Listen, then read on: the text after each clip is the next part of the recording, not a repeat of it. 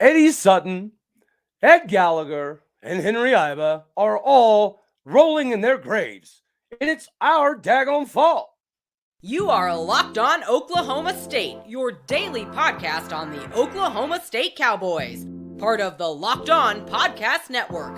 Your team every day.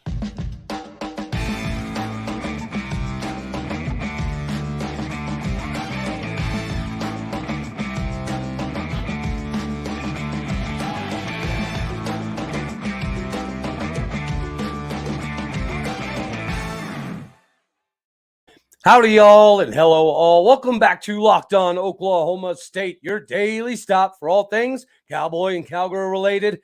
My name is Cody Stovall. I'll be your host today on this little train tour we're about to take. I want to thank you kindly for making this your first listen here on Locked On Oklahoma State. I hope that everybody had the opportunity to catch the show yesterday where we went in a little bit on some of the OU punditry, journalists and podcasters and things of that nature. Why didn't I go after the national people that are talking as much crap on Oklahoma State inaccurately? Well, it's because they get a little bit of a pass, do they not? Right? If you're in Oklahoma and you're doing an Oklahoma-oriented show, shouldn't you know more than the dude doing a show in Alabama? Shouldn't you know more than the dude doing a show in New York? I mean, I would assume so. I feel like that's a safe assumption. So that's why I went after those dudes. And I ain't hiding from nothing now, not a nobody, never. That's why I put some of their names in the exact video. So I welcome all takers, guys, because, again, I'm just here to help spread the knowledge, spread the word, and do it the right way and keep it real 100% of the time. And in keeping it real 100% of the time, sometimes we're going to throw shots all over the bow, right? And if it's warranted, it's warranted. If there's evidence to back it up, then that's what it is. It doesn't make it a bold-faced opinion when there's statistical, analytical verification behind it. So as you heard, right, if you know a lot about Oklahoma State University basketball, you know that we have some legends in the game, right? And their names are on the court or in the arena. For those who don't know, Gallagher-Iba Arena is not a place to go watch a game. It's not at all. It's an experience. I can assure you, if you go to a packed out, sold out, to the brim Gallagher-Iba Arena in a big game and it gets wild and crazy, you will never have another experience in an arena like that. Have you been to the packed out Thunder when they had Westbrook and Ibaka and Durant? It was fun. It was loud. We were, competing to be in the finals for a good stretch there. It's not close to Gallagher-Iba. It's not. I've been to both. I went to watch just Desmond Mason when he was with the Thunder. And it's not a comparable experience in any capacity. I've said it before. I'll say it again. I know some years ago when I was still in high school, Gallagher-Iba Arena was like, it set the Richter scale test for the highest seismograph reading of any college arena. Now, since then, I do think that the Fog and KU and Coach K Court and maybe one other spot has surpassed us. But we're still one of the top 4 loudest arenas in all of basketball. And we can't get more than 2,300 people there. You're telling me that we're so unsuccessful that the University of Oakland outsells us by more than double? The University of Oakland is bigger, badder, and better than Oklahoma State University. Guys, we cannot be contradictory. We cannot sit here and be like, oh, recruiting in football needs to get better, or recruiting in football is just not good enough, or recruiting in football needs to be a top 20, which it does. Everything you're saying is right. But we still show up and pack out Boone Pickens. We have a number 70 recruiting class in the country, and we're still selling out Boone Pickens Stadium. Now, I understand that people from Tulsa and Oklahoma City and whatnot aren't real high on driving midweek to Stillwater. Okay, cool. I get that. That's fine. But how many people live in Stillwater? Like 65, 70,000 people, 55, 60,000 people at least, especially when there's everybody on campus. Yeah. How many seats are in Gallagher-Iba? 13,000. How many students are on campus? Well over that. Now, I will give the students a nice little nod here. I've got messages saying that we need to expand the student section because the students are the only ones really showing up. Okay, so anybody with bigger connects than myself, let's try to get this in front of our kick awesome AD, Chad Weiberger, or our phenomenal new president, Dr. Shrum, and at least make the plea to them. Okay, cool. Let's expand the student section. Let's make it more student oriented, because if we're aiming to get a bunch of alumni in, if we're aiming to get a bunch of fans in, we're failing. Now, obviously, we as fans are failing as well because we're not getting in the gym. I get it, right? Hold on, Cody. Don't go crazy. I'm not going to. Bear with me. Bear with me. But I do have to mention today, betonline.net. It has to be. It absolutely has to be your number one source and number one stop to acquire all of the information that you need. In today's society, right, we need more money. We need to play it safe, right? I'm not saying go crazy, but go to betonline.net. It's your number one source for sports betting info, stats, news, and analysis. It'll get you the latest odds, trends of every professional and amateur league out there, from football to basketball, soccer to esports. They're going to have you covered. And if you love podcasts, obviously, they've got you covered in that department as well. We're the fastest and easiest way to get your betting fix. Head to the website today or use your mobile device to learn more. Bet online. It is where the game starts. And here at Locked On Oklahoma State, again, we're simply just here to point you in the right direction. Nothing more, nothing less. So you have to be successful to, keep everybody's interest. I agree.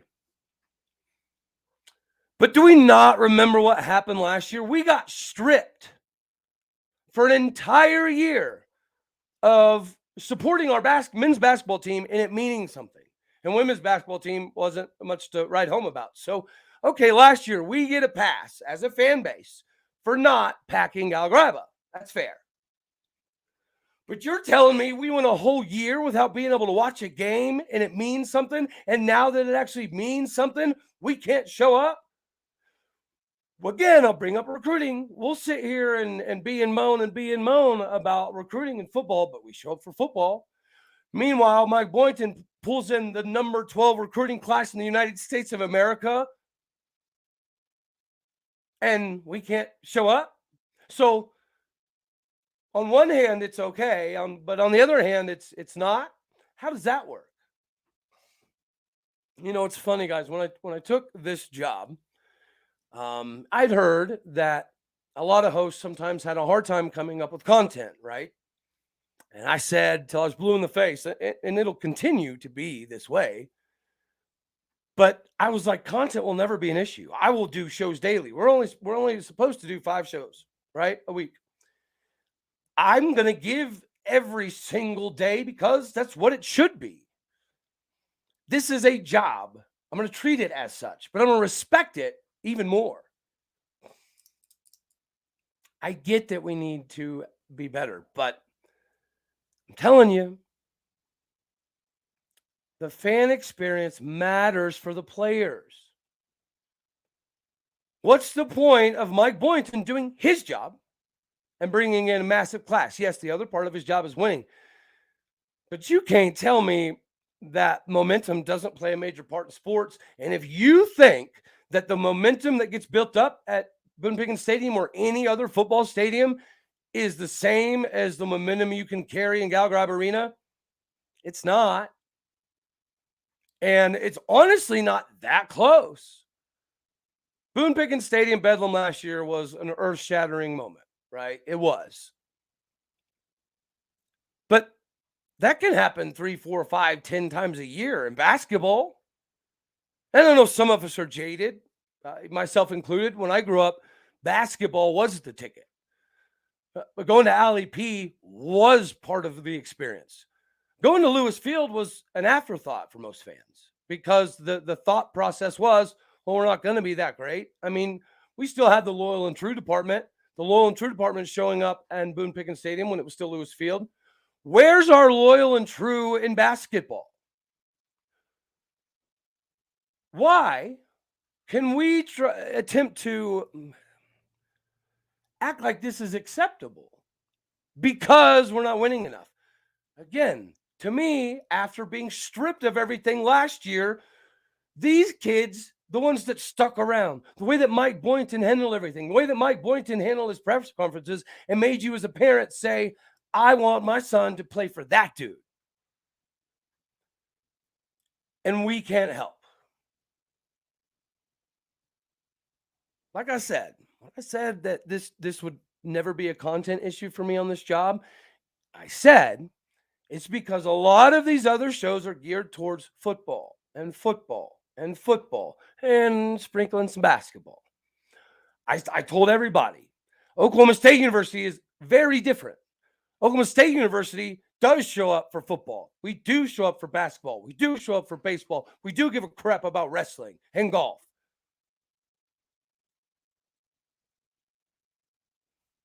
I don't know when it changed. I don't like that it changed.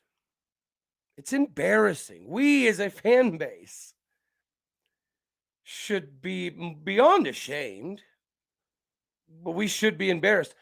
How are we going to get people to come back and just to be a part of everything? Like your John Lucases, like your Daniel Bobicks, like your Ivan McFarlands. Why? Why would they show up and see 1,500 people, 2,500 people?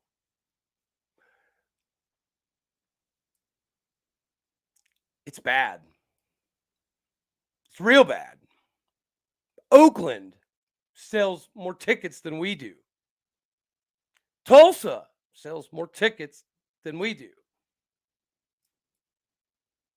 Sam Houston.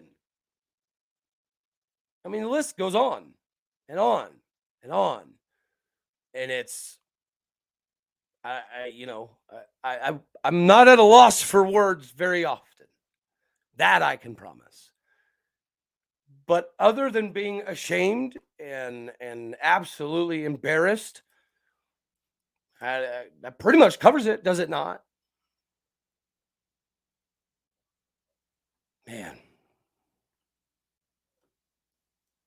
And to think, we've had people come through there, like a Bill Self.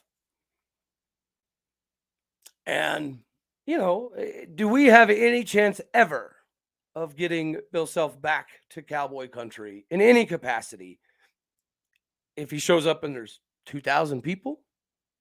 Do you think we're going to keep getting Caleb Boone and Bryce Thompson and the Avery Andersons of the world if dudes show up and there's 2,000 people? Yeah, I get that we need to be a winner. Okay, cool. Can somebody tell me the women's basketball record? We want a winner, right? Jacie Hoyt is building a monster. Now, Cody, of course, women's attendance has never been the same. Okay, cool. But yet Wisconsin can get 15,000 or whatever odd people in a gym to watch a flipping fracking volleyball game. The team that we're about to play in the bowl, the team that a lot of people say is fairly comparable to Oklahoma State, right? It's always consistent, always winning 8, 9, 10 games, 8, 9, 10, 11 games, 8, 9, right? That level of consistency, but just never quite get to the top. So they have a similar brand. I think our brand is much bigger. I think it should be much bigger. But nationally, those things you're hearing are probably pretty right. And then you talk about our attendance against like a 7-1 really good Sam Houston squad. And then you have Jacie Hoyt and the women's basketball team, who, mind you, were picked to be 9th place in the Big 12 and 150 whatever in the country. And she's cooking in hot oil. Are we showing up for her? No. This is a destination job for Jacie Hoyt.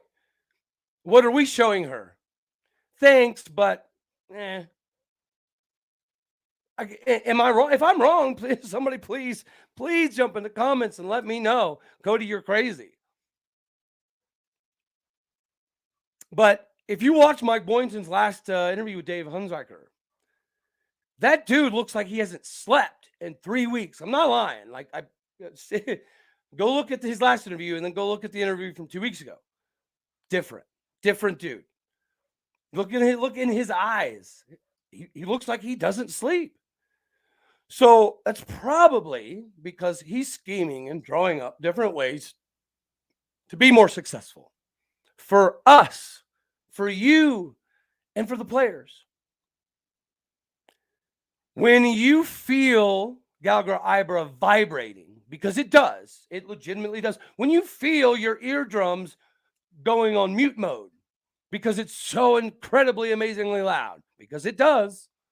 When that happens, we think the players think and believe and feel. Nothing. I'm going to tell you, you're wrong. And when we have some of them on the show, they can tell you, again, if you need it from other places, that's wrong. If you think that Gallagher-Iba has less momentum building capabilities than Gallagher-Iba, false. O'Brien Stadium, not even close. We have the best baseball facility in all of college baseball. Not me saying it. This has been voted on by national publications 2 years in a row. O'Brien is amazing. It is the bee's knees of all baseball destinations in college. But it still is not the same experience as Gallagher-Iba Arena. Let's just pretend in a wild, wacky, crazy world that showing up, I don't know, could possibly make the players more engaged. It could possibly make the players try harder. It could possibly make the players want to do more unnecessary stuff, like diving for loose balls and jumping over the first 2 rows of the crowd to save a game. That stuff happens more when there's fans there. These recruits care more when there's butts in the seats. Now, why did we have a number 12 recruiting class with abysmal seating? I can tell you, it probably has a lot to do with the fact that a good sales pitch was we couldn't sell out Gallagher-Iba last year and it mean the same thing. Okay, so congratulations, Mike Boynton. You're bringing in a massive class. Now, guys, let's just start showing up. I don't know, a crazy thing. Let's just see what happens. And I'm not talking to everybody in Tulsa. I'm not talking to everybody in Oklahoma City or Tishomingo or Shawnee or Tuskegee. It doesn't matter.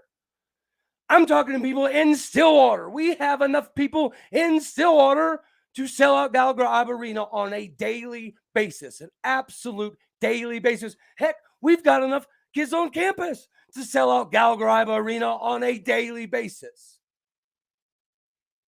Can we stop with this? Oh, we need to win more. Okay, go check out Jacie Hoyt's squad. We need to recruit better. Oh, cool. Go look at what Mike Boynton's doing and has done.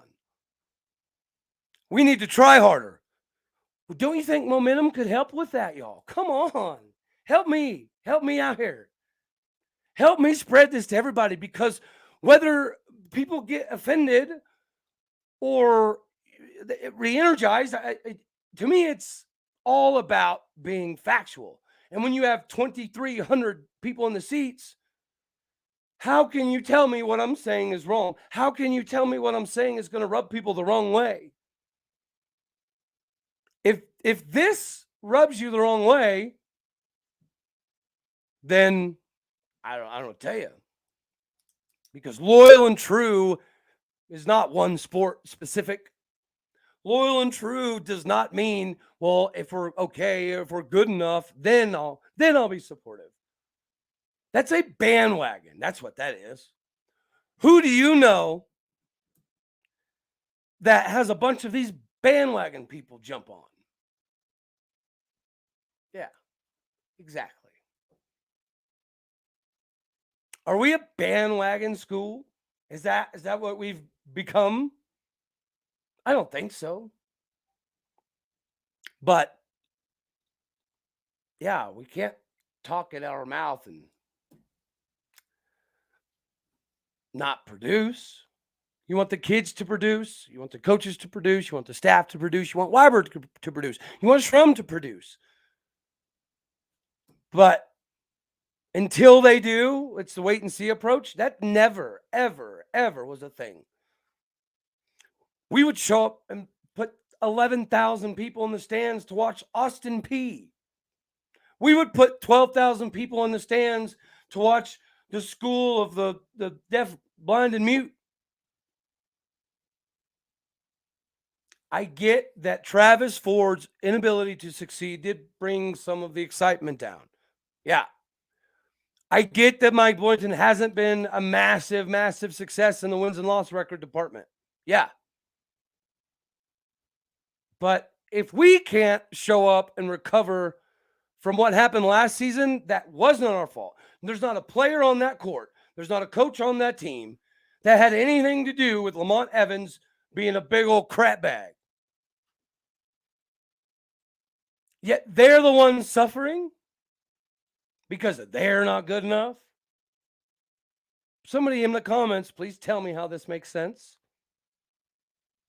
Can somebody jump in the comments and please tell me why I'm going to irritate some people with this one? Please tell me why. Because, again, I'm all for growing. I'm all for getting better. But I feel like we typically call it like it is here. And, yeah. Now, I bring all this up to spread it around as much as we possibly can. And honestly, guys, I'm being serious about getting this message to Weiberg and Schrum. Expand the student section. If we're going to keep catering to the people who don't clearly give a crap about showing up, then stop. Stop catering and gearing everything towards the ones that don't give 13 hoots. Start gearing it to the students. Make it a student experience. If they're the ones showing up the most, then gear it towards them the most. There's more people, more than enough people on campus to make that thing wild, wacky, and crazy. There's more than enough people in Stillwater, Oklahoma to make that thing absolutely jump. So go ahead. Hit me with your best shot, fire away. Yeah, pretty hot. But okay, so Bedlam Wrestling right around the corner as we head to Storm and Stinky Norman tomorrow to take on the Boomer Gooner squad. We should take care of business. Absolutely. This would be a major upset if we lost, but we did just get kind of beat up a decent amount in our last duel. So, we'll see. It'll be a good way to recover. And for people out there, it's like, oh, you sucks at wrestling. Oh, you doesn't care about wrestling. That's not true. They invest in wrestling, and they have 7 national titles in wrestling. The only reason OU fans don't talk about it is because they know we have 34. But don't get it twisted. OU wrestling used to be a big-time powerhouse. They were always a top 5, top 10 squad, year in, year out, year in, year out, year in, year out. They're putting money behind it. They're trying to get it back to that level, so it does mean something. And why I say this is watch OU wrestling. If they put more people in the stands than we do for basketball over the next week, again, tell me where I'm crazy. As men's basketball obviously gets ready to ship out and go to Brooklyn to take on Virginia Tech. Last time we were in Brooklyn, guys, we won a whole daggone tournament, and we dominated our way through it. And then the season didn't go exactly as planned, right? I get that. But this Virginia Tech team is not as balanced maybe as UConn, but they have more shooters than UConn. They can put up more points in bunches than a UConn. And UConn is a top 5 squad. UConn is a Final Four level squad. And we played them all the way to the end.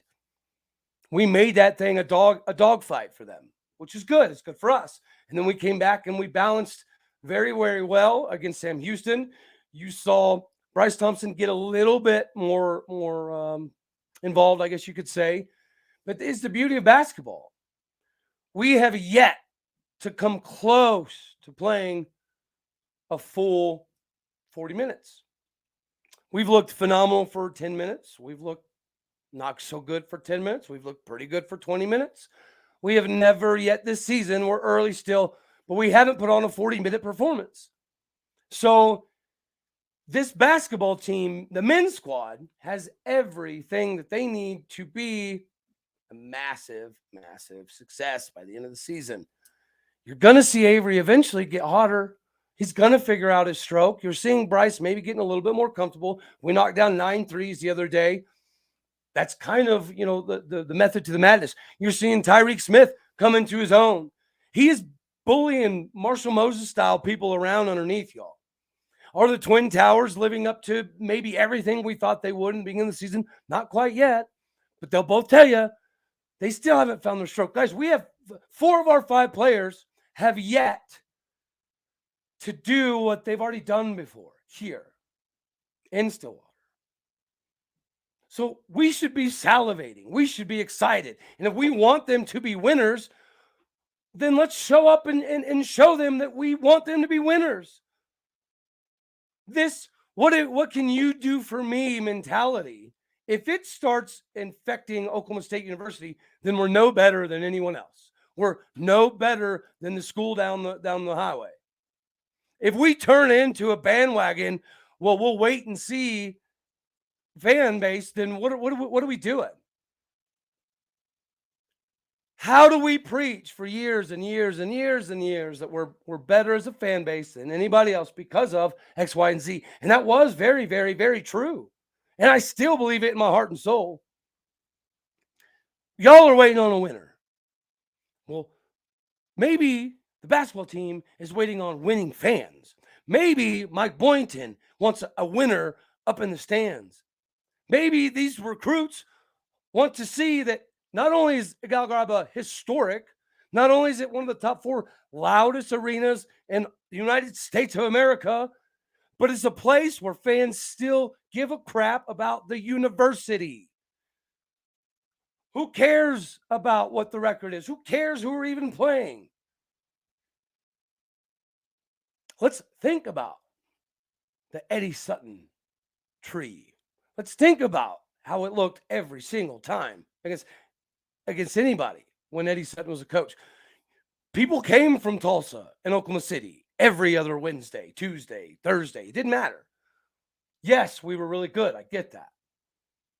But maybe, just maybe, they're wanting to see us win too. So let's give them a couple W's and see what they do with it. Y'all want to see a winner? Let's go show them that we care about a winner. Y'all want to see a winning program? Well, let's show them that we care whether they win or lose. That would be my recommendation. And as I already mentioned in basketball for the women's side of things, Jacie Hoyt is, I'm telling you guys, she's building something that I don't want to say hasn't ever been replicated in the women's basketball scene, but it's not a common occurrence. And as she's getting her squad prepared for a very quality UNLV running Rebs, we have a little bit of time here because men's team, after they take on Virginia Tech and Brooklyn, they come back and then they go to Wichita. Wichita State is always very good. So we've got a little bit of time here to take some time and digest our own internal excuses and see if we can't flush that out and get that out of the system. That would be great. Well, until tomorrow, I love you all. God bless. As always, go Pokes. And guys, let's just continue to be the university that we used to be, which is the one that always showed up. We always showed out. And we made Gallagher-Iba the craziest experience ever. They deserve it. And so do we.